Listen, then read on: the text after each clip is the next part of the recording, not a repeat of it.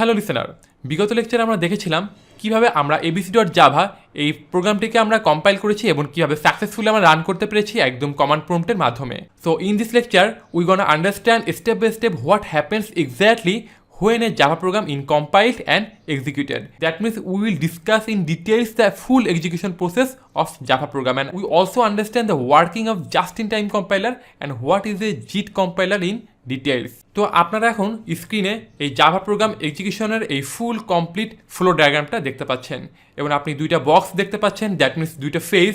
একটা হচ্ছে green colour একটা বক্স যেটা হচ্ছে handle by JDK that contain compiler, এবং রাইট সাইডে একটা বক্স দেখতে পাচ্ছেন ব্লু কালারের যেটা হচ্ছে রান টাইম এক্সিকিউশন, যেটা হ্যান্ডেল হয় জিআরির মাধ্যমে। তো এখানে আমি এই প্রত্যেকটা স্টেপগুলোকে ভালোভাবে বোঝানোর জন্য স্টার মার্ক আমি দিয়ে রেখেছি আপনাদের বোঝানোর সুবিধার্থে, 1 2 3 4 5 6 এভাবে। তো ফার্স্টে আসি একদম স্টেপ 1-এ।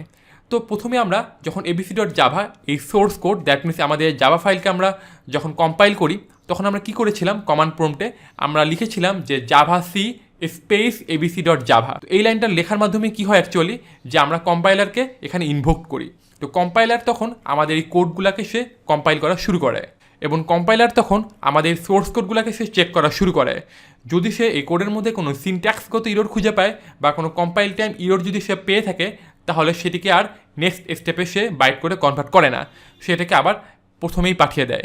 দ্যাট মিনস আমরা ইরোরটা হচ্ছে আমরা একদম লকক্যাটে ইরোর রিপোর্টটা দেখতে পারি। এবং আমাদের কোডে যদি কোনো ইরোর না থাকে তাহলে কম্পাইলার কি করে, আমাদের সম্পূর্ণ এই সোর্স কোডগুলোকে সে কনভার্ট করে বাইট করে পরিণত করে দেয়, যেটাকে আমরা অ্যাকচুয়ালি দেখতে পারি abc.class নামে। এই জন্য কিন্তু আমরা ফাইলের মধ্যে নতুন করে একটা ফাইল দেখতে পেয়েছিলাম যেটা ছিল abc.class নামে।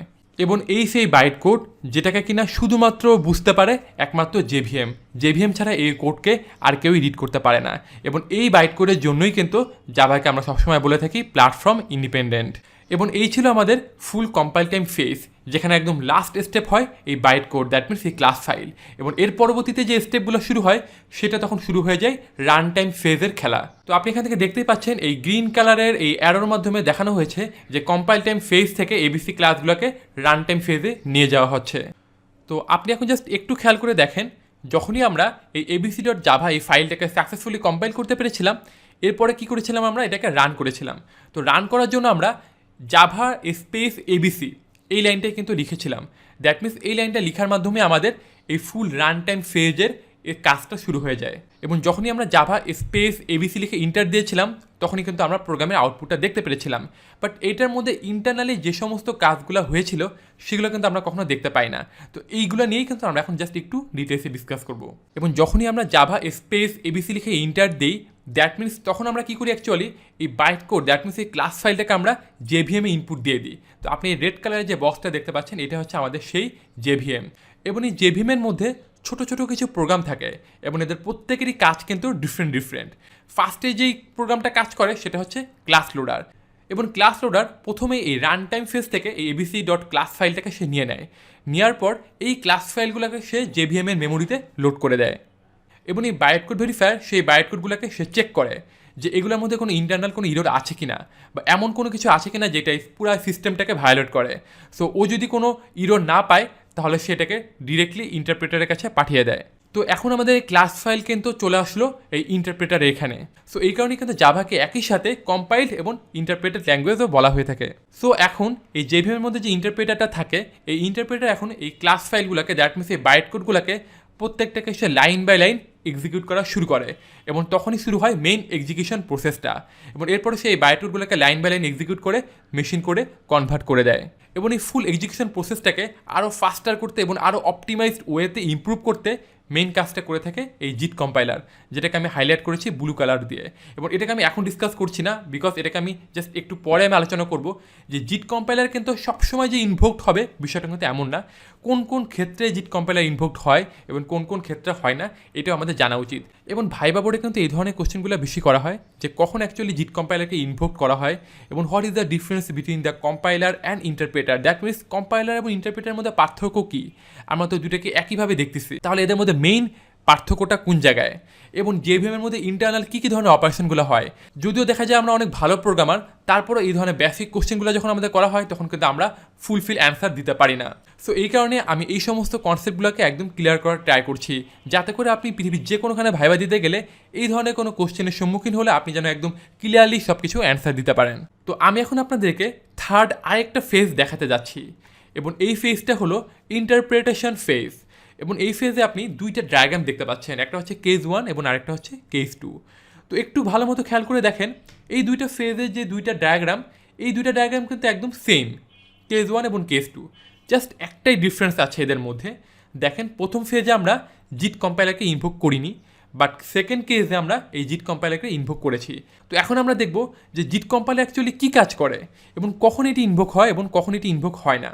এবং এই ডায়াগ্রামটার আলোচনা শেষে আপনার জিট কম্পাইলার নিয়ে যদি কোনো কনফিউশন থেকে থাকে তাহলে আমি আশা করব আপনার সমস্ত কনফিউশন ক্লিয়ার হয়ে যাবে।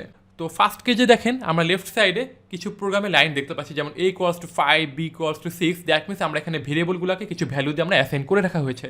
এগুলো ছিল আমাদের ইন্টারনাল প্রোগ্রামগুলা। এবং রাইট সাইডে দেখেন এই প্রত্যেকটা লাইনের জন্য ইন্টারপ্রেটার কি করে সেইগুলোকে মেশিন কোডে কনভার্ট করে দিচ্ছে। এবং ইন্টারপ্রেটার এবং কম্পাইলারের মধ্যে সবচেয়ে বড় একটা পার্থক্য হলো কম্পাইলার কি করবে, এই যদি সবগুলো লাইন পায় তো কম্পাইলার অ্যাট এ টাইম এই সবগুলো লাইনকে সে হচ্ছে কনভার্ট করে বাইট কোডে পরিণত করে দিবে।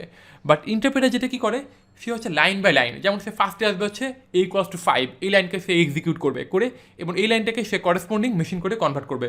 দেন আবার আসবে সেকেন্ড লাইনে b = 6 এবং এই লাইনটাকে সে আবার কনভার্ট করে করেসপন্ডিং মেশিন কোডে কনভার্ট করে দিবে। একইভাবে সে হচ্ছে একটা একটা করে লাইন সে এক্সিকিউট করবে। এবং এখানে আপনি জাস্ট একটু খেয়াল করে দেখেন d = 8, দ্যাট মিনস এই d এই ভেরিয়েবলে আমরা 8 ভ্যালুটাকে দুইবার অ্যাসাইন করে ফেলেছি। এটা হতে পারে অনেক সময় প্রোগ্রামারদের মিস্টেক হয়ে যেতে পারে। তো অনেক সময় প্রোগ্রামার যদি এক্সপার্ট না হয় তো সেই ক্ষেত্রেও এই ধরনের ভুলগুলো হয়ে থাকে। তো এই ক্ষেত্রে ইন্টারপ্রেটার কী করবে, সে তো লাইন বাই লাইন এক্সিকিউট করতেছে, সে এই লাইনটাকে আবার এক্সিকিউট করবে করে সেই d = 8টাকে আবারও সে মেশিন করে কনভার্ট করে দিবে। বাট এটা কিন্তু actually redundant code. That means এই লাইনটাকে কিন্তু আমার এক্সিকিউট করা দরকার ছিল না, কারণ এটাকে যদি আমি এক্সিকিউট করি, আমি যদি মেশিন করে কনভার্ট করে দিচ্ছি তাহলে সেম ভ্যালুই কিন্তু দুইবার জেনারেট হচ্ছে। তো এর কারণে কি হয় যে আমাদের অনেক সময় এক্সিকিউশনের ফ্লোটা স্লো হয়ে যায়। এবং এটা জাস্ট আমি ছোট্ট একটা উদাহরণ দিলাম, যখন আমাদের প্রোগ্রামটা হাজার হাজার লক্ষ লক্ষ লাইনের হয় তখন এই হাজার হাজার লাইনের মধ্যে অনেক অনেক লাইনই কিন্তু এই ধরনের রিডান্ডেন্ট হয়ে যায়। এটা অনেক সময় আমাদের প্রোগ্রামারদের মিস্টেক হয়ে যেতে পারে বা অনেক সময় আমরা ভুল করেও এই ধরনের কাজগুলো করতে পারি। তো সেই ক্ষেত্রে ইন্টারপ্রেটার যখন প্রত্যেকটা লাইনগুলোকে সে এক্সিকিউট করে তখন এই ধরনের সমস্ত রিডান্ডেন্ট কোডগুলোকেও সে কিন্তু কনভার্ট করতে থাকে। এর ফলে কিন্তু আমাদের ফুল এক্সিকিউশন প্রসেসটা স্লো হয়ে যায়। এবং এই এক্সিকিউশন প্রসেসটা যেন স্লো না হয়, এই স্লো না হওয়ার জন্যই এই জিট কম্পাইলারটাকে ইনভোক করা হয়। এবং যেটা আমরা সেকেন্ড কেসে দেখতে পাচ্ছি যে জিট কম্পাইলারকে এখানে ইনভোক করা হয়েছে। তো সেকেন্ড স্টেজে আপনি একটু খেয়াল করে দেখেন, যখন জিট কম্পাইলারকে ইনভোক করা হয় তখন ইন্টারপ্রেট করার আগেই জিট কম্পাইলার কী করে, সমস্ত বাইটকোডগুলোকে সে অ্যানালাইজ করে ফেলে এবং সে যদি কোনো রিডান্ডেন্ট কোনো কোড খুঁজে পায় তাহলে ফার্স্ট এগুলোকে একদম রিমুভ করে দেয়। এবং ইন্টারপ্রেটার জানতেই পারে না যে আমার এই কোডের মধ্যে আমার রিডান্ডেন্ট কোড কিছু ছিল কি না। যেমন সে ফার্স্টে কী করে, d = 8 এটাকে সে কেটে দিবে এবং এটাকে সে রিমুভ করে দিচ্ছে। দ্যাট মিনস তাহলে ইন্টারপ্রেটার এখন কী করবে, সে শুধুমাত্র a = 5, b = 6, প্রিন্ট b এবং d = 8 এই চারটা লাইনকে সে এক্সিকিউট করবে লাইন বাই লাইন এবং এগুলোকে সে করেসপন্ডিং মেশিন করে কনভার্ট করে দিবে। এর ফলে কি হলো, আমাদের এই সেকেন্ড ফেজে জিট কম্পাইলারকে ইনভোক করার কারণে আমাদের এই ফুল প্রসেসটা আরও বেশি ইফিশিয়েন্ট এবং ফাস্টার হয়ে গেল আগের চেয়ে। তো এই কারণেই বলা হয় যে জিট কম্পাইলারকে ইনভোক করা হয় আমাদের এই ওভারঅল এক্সিকিউশন প্রসেসটাকে স্পিড আপ করার জন্য। এবং এটাকে যে সবসময় ইনভোক করা হয় বিষয়টা কিন্তু এমন না। যখনই আমাদের কোডে এই ধরনের রিডান্ডেন্ট কোনো কোড থাকে, যখনই আমাদের কোড থেকে এই ধরনের রিডান্ডেন্ট কোডগুলোকে রিমুভ করতে হয় তখন এই কম্পাইলারটাকে ইনভোক করা হয়। এবং এই জিট কম্পাইলার, যেটাকে আমরা বলে থাকি জাস্ট ইন টাইম কম্পাইলার, এটা কিন্তু বিভিন্ন ধরনের কোম্পানি বিভিন্নভাবে এটাকে ডেভেলপ করে থাকে এবং বিভিন্ন ধরনের জিট কম্পাইলারের কাজও কিন্তু একটু ডিফারেন্ট। আশা করি এই লেকচারের মাধ্যমে আমি আপনাদেরকে জাভা প্রোগ্রামে এই ফুল এক্সিকিউশন ফ্লোটা এবং এই জিট কম্পাইলার অ্যাকচুয়ালি কখন ইউজ হয়, কখন এটাকে ইনভোক করা হয় এবং এর অ্যাকচুয়াল কাজটা কি, এই সমস্ত বিষয়গুলো নিয়ে আপনাদের কনসেপ্ট ক্লিয়ার করতে পেরেছি। সো দেখা হবে ইনশাআল্লাহ নেক্সট লেকচারে। Stay connected with us to see our next lecture. Thank you again.